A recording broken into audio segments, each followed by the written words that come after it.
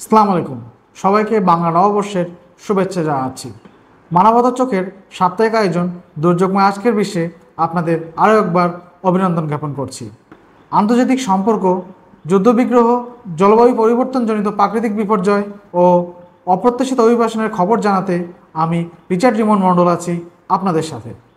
আসুন প্রিয় দর্শক, প্রথমেই দেখে নেওয়া যাক গেল সপ্তাহে ঘটে যাওয়া আন্তর্জাতিক রাজনীতি ও যুদ্ধবিগ্রহের খবর। প্রথমেই ইরান ইসরায়েল প্রসঙ্গ।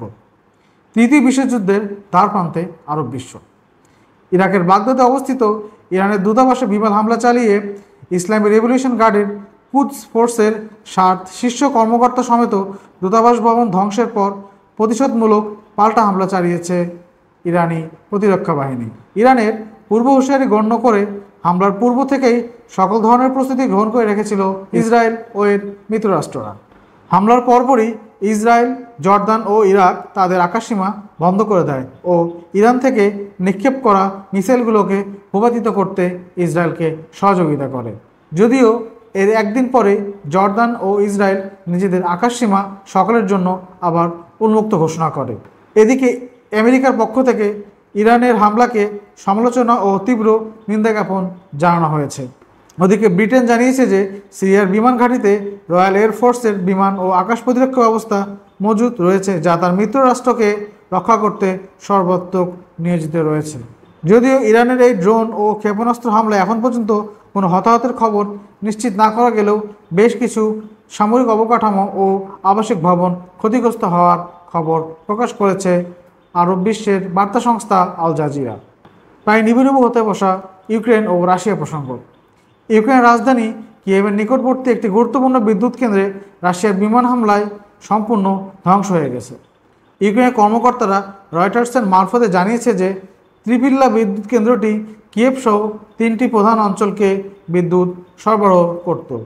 বিদ্যুৎ কেন্দ্রের প্রধান প্রকৌশলী নিশ্চিত করেছে যে হামলার ফলে বিদ্যুৎ কেন্দ্রটি পুরোপুরি অকেজো হয়ে গিয়েছে ও বিদ্যুৎ কেন্দ্রের পাহারারত 7 জন নিরাপত্তারক্ষী গুরুতর আহত হয়েছে। এদিকে শীর্ষ ইউক্রেনীয় জেনারেল হুঁশিয়ারি দিয়ে বলেছে যে রাশিয়ার এই ধরনের অনৈতিক হামলার উপযুক্ত পাল্টা জবাব সঠিক সময়ে ইউক্রেনের পক্ষ থেকে দেওয়া হবে। গাজা প্রসঙ্গ।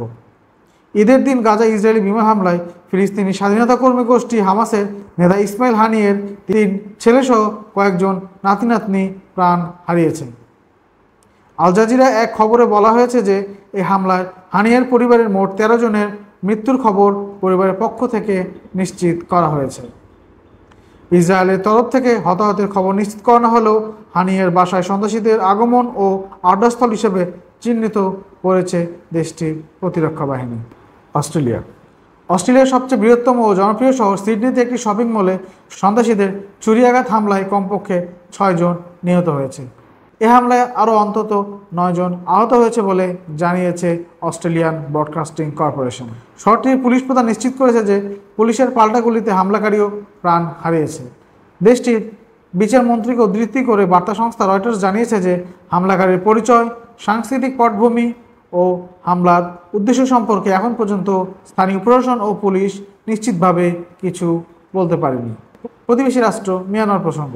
রোহিঙ্গা জাতিগোষ্ঠী নিধনকারী জান্তা বাহিনীর বিরোধী বাহিনীর সঙ্গে চলা গত কয়েকদিনের সংঘর্ষে প্রতিবেশী থাইল্যান্ড সীমান্তবর্তী 2টি গুরুত্বপূর্ণ শহর, একটি আঞ্চলিক সেতু ও একটি সেনাঘাঁটি দখলে নিয়েছে। এই হামলার পর কায়েন ন্যাশনাল ইউনিয়নের এক বিবৃতিতে রয়টার্স জানিয়েছে যে মায়াওয়াদ্দিতে কমপক্ষে 200 জন সেনা যুদ্ধ ময়দান থেকে পলায়ন করে থাইল্যান্ডে চলে যায় ও সেনাঘাঁটিতে কমপক্ষে 600 সেনা তাদের পরিবারসহ আত্মসমর্পণে বাধ্য হয়। প্রিয় দর্শক, এই ছিল গেল সপ্তাহে ঘটে যাওয়া কিছু আন্তর্জাতিক রাজনীতি ও যুদ্ধবিগ্রহের খবর। আসুন এবার খুব দ্রুত দেখে নেওয়া যাক গেল সপ্তাহে ঘটে যাওয়া কিছু প্রাকৃতিক বিপর্যয় ও অপ্রত্যাশিত অভিবাসনের খবর।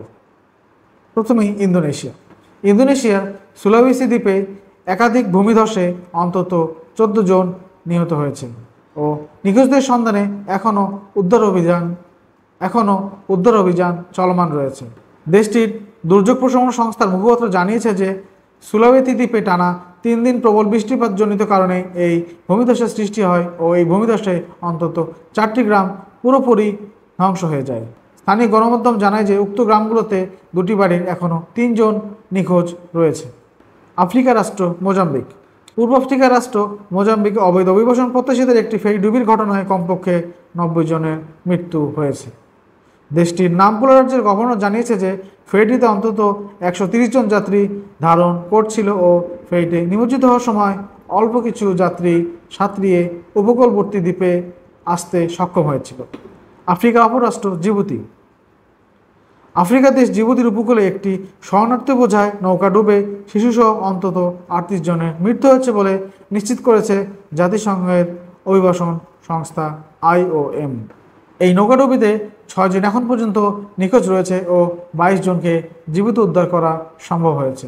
সংস্থাটি আরও জানায় যে নৌকাটি যুদ্ধবিধ্বস্ত ইউক্রেন থেকে ছেড়ে জিবুতি হয়ে ইথিওপিয়ায় পৌঁছাচ্ছিল ও পথিমধ্যেই সমুদ্র তীরবর্তী এলাকায় এটি পানিতে পুরোপুরি নিমজ্জিত হয়ে এত প্রাণহানির ঘটনা ঘটে।